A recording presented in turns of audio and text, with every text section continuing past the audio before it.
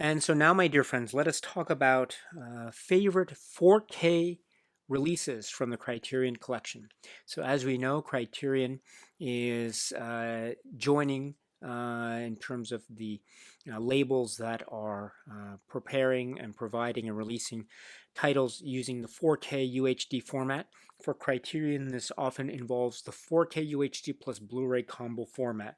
And so there have been a number of titles that Criterion has released in 2023 that I think have been very strong for a number of reasons. So let me then share with you my favorite 4K titles from Criterion overall. And this could be maybe aspects of the 4K release or the presentation, or maybe a combination of the two, or some other factors. So my overall favorite 4K releases from the Criterion collection from 2023.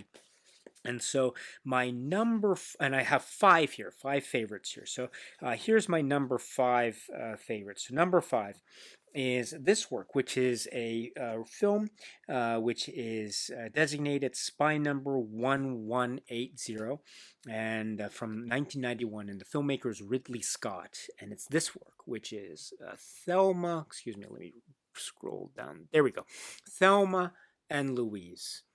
So Thelma and Louise, I thought that this is one of the epic releases in terms of the supplements, and the presentation. I thought was really wonderful. I think I do recall that maybe there might have been some critical points that have been made at the time of this release, in terms of how certain scenes appeared, especially maybe the color blue, or the tones that have been applied there, but not to my eyes. I think I tried to explain in the video discussion where I thought it really affected me in a positive way that I felt was very much integrated into my overall viewing experience of Thelma and Louise. And I thought it was a wonderful presentation and overall feeling that I had with the 4K experience of this. So, and then not to mention, of course, the great packaging and supplements to this. So my number five favorite 4K release is this work, which is Thelma and Louise, my number five favorite 4K release from Criterion. And then number four, my number four favorite 4K release. This is a title which is Spy Number 1198, and this is 1973. Filmmaker is Martin Scorsese, and it's this Mean Streets. Now again, I thought, for me, the way that this 4K release and the presentation affected me in terms of points that I try to elaborate upon in my video discussion with this, thinking back on it and then watching it again one more time prior to the end of the year, it really got to me. The way that it looks, the sharpness of the reds in some of the places really got to me, and some of the details that, again, to my eyes, I recall escaped me when I was watching it through other versions. So, and the overall experience of this presentation for me, I thought, really hit home. And it made, I think, for very compelling views, especially upon rewatch. So I enjoyed this very much. Overall, too, I think the release of this film is very important for Criterion and the ongoing relationship between Criterion Collection physical media catalog and the films of Martin Scorsese. This is such an important work in Scorsese's catalog, and I think the supplements that are part of this, I think overall do a great job in further elaborating upon and highlighting those reasons why this film is so landmark and key and critical as it is. I would point out that it's interesting how they treated the commentary track that had been made available in a prior non-Criterion release, which is also something that we spoke about in the video discussion. So I have a few comments about that, but there was also the great video essay, right, by Imogen Sarah Smith, which again I watched again, and I picked up more things that I didn't realize, and so I learned so much from it I never thought before. So it's continuing to be this great ongoing learning experience for me. So those and other reasons, I think, would put this on my list of favorite 4K releases from Criterion at number four. So that's number four.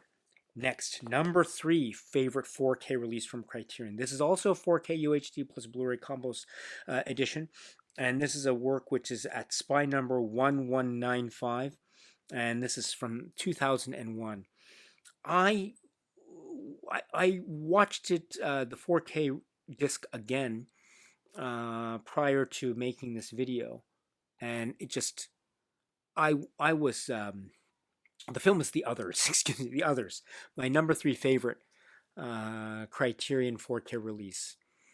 I thought that the presentation is subtle, it's quiet, it's also very much in keeping with the type of, for lack of a better phrase, type of 2000s cinema aesthetic from the early 2000s, 2001. There's a way in which depth and shadow and fog are supported and highlighted and augmented, sustaining the atmosphere and the tension, which is very, very key. And just the overall ambiance of the feel and how I felt as I was watching the 4K. I was very overwhelmed by this. And so it made for very compelling viewing. And it was a film that, yes, well, when it was first released, I was very affected by it, but I didn't, it really stands out. And I learned so much now thanks to, again, a rewatch of this film and also the courtesy of the supplements that have been carried over from other places or that are being made available now here, again, in this great comprehensive way. So I think this is my number three favorite. That's great. My number three favorite Criterion 4K release from this year, and it's the work which is The Others. So my number three favorite 4K release. Okay, so now coming down to number two and number one. So my number two favorite 4K release from Criterion, and this is a work which is a Spy number 216. And this is a work which is from the filmmaker Jean Renoir from the year 1939, or it says on the back here, the year 1939. And it is this work, which is La Règle du Jeu, or The Rules of the Game. So The Rules of the Game is such a monumental, important, almost fundamental, cinematically fundamental work. So it's not surprising in that respect that you'd see so many releases from Criterion over the years. I mean, this film has been released so many times in the Criterion Collection physical media label, ever since the Laserdisc days, and then a number of releases during the new Spine number series. DVD release, and then the earlier Blu-ray release, and now this 4K release, which has its own new cover as well. So I like that little detail. I like the fact that it adds something extra to the proceeding. So oftentimes you'll have re-releases that maybe are replicating something that we've seen before, but here we have a little change in terms of the outer presentation, the cover art design, which differs from the earlier Blu-ray release, which I also love, by the way.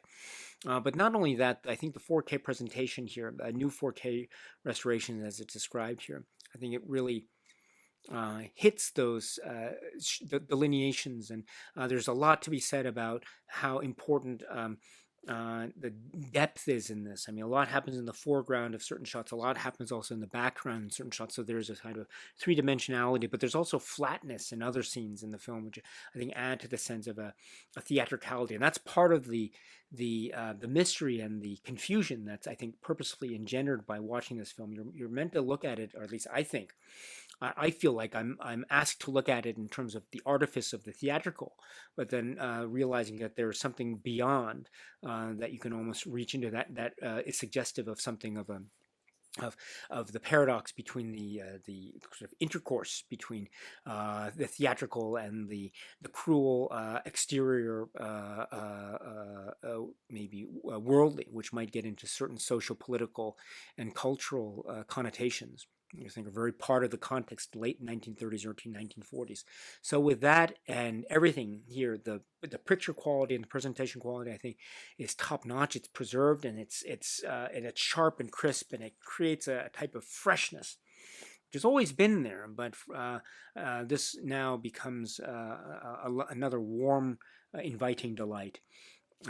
with this presentation, this release. So this is my number 2 favorite 4K release of the year from Criterion for their release of The Rules of the Game. So that's my number 2 favorite 4K, which leaves me my number 1 favorite 4K release. And I'm just get right to it. It's Spy number 409, 1978, Terrence Malick, Days of Heaven.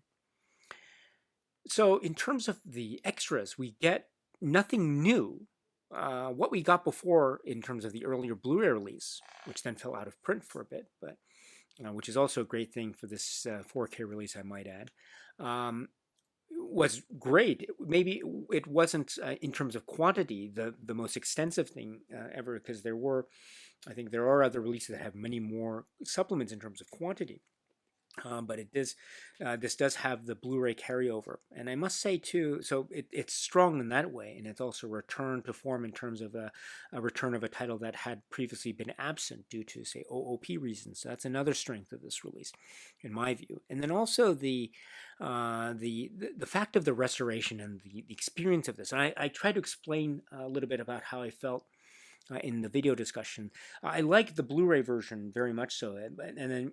But for me, the 4K restoration seems to add a dimension that is palpably different, and it makes for. I mean, I tried to maybe equate it to something like my very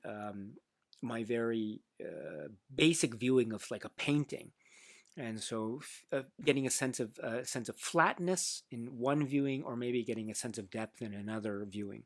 And I'm not sure which is the quote-unquote correct answer for me.